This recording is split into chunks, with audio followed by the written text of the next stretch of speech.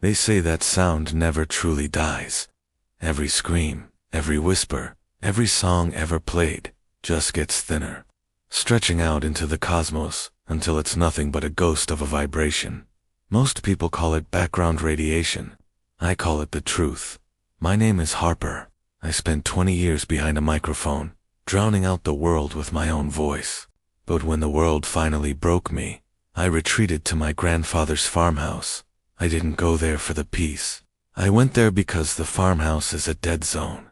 No cell service, no Wi-Fi, just the heavy, suffocating silence of the Appalachian woods, or so I thought. It was buried under a moth-eaten tarp, a 1946 shortwave receiver. It felt cold, not like metal, but like ice. When I plugged it in, the house didn't just receive power. It felt like the house inhaled. Tuning a shortwave is like fishing in a dark ocean. Most of what you catch is garbage weather reports from 3 states away, number stations chirping in code. But then, I hit 9.4 megahertz. The static didn't break. It folded. The impact didn't kill us instantly. Harper, remember. The smell of gasoline. The way the stars looked through the shattered windshield. You think you survived that crash 3 years ago. You didn't. You're just the echo that hasn't faded yet. It's a prank. Someone's patched into the frequency. Local kids. It has to be. I tried to laugh, but my throat was dry. The voice wasn't coming from a speaker. It felt like it was originating from the center of my skull. It knew the exact temperature of the room. It knew that the mole on my neck was itching. It knew that I was holding a glass of cheap bourbon in my shaking left hand. Days bled into nights. I stopped eating.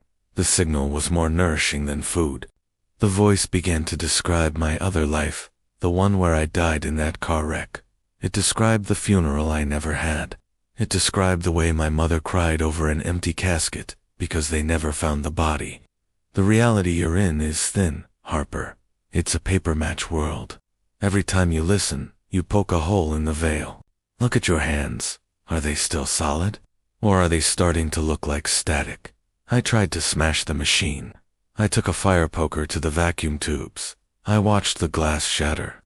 I watched the sparks die. But the voice didn't stop. It just got louder.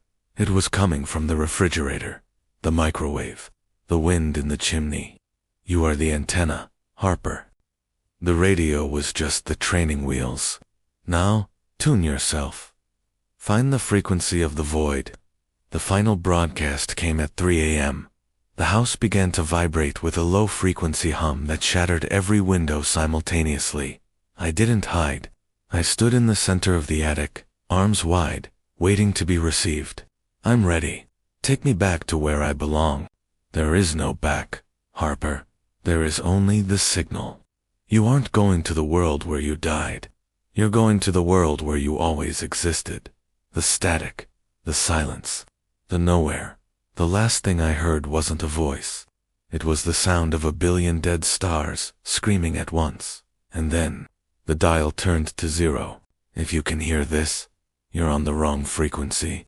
Turn it off before it hears you back.